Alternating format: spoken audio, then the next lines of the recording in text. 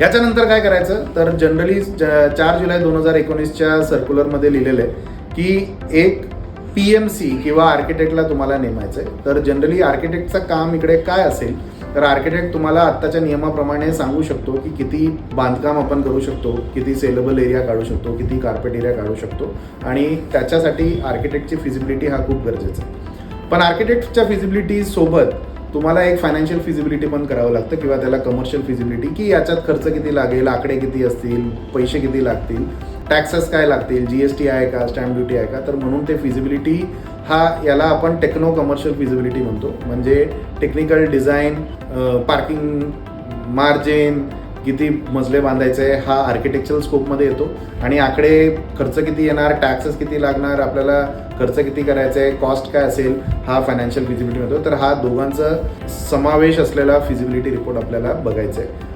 तुम्ही app.dreamchandler.com मध्ये जर तुम्ही सेक्रेटरी किंवा चेअरमॅन किंवा तुम्ही एका मेंबर म्हणून पण तुम्ही जर चॅटबॉट बरोबर तुम्ही चर्चा कराल, ओके, तर तुमचा मोबाईल नंबर टाका, OTP टाका, राईट हँड कॉर्नरला तुम्ही ते बटन दाबा, ते चॅटबॉट येईल. AI विचारू शकतात की बाबा मला नोटीस काढायचं आहे, तर we want to create notice for calling special general body meeting to initiate redevelopment.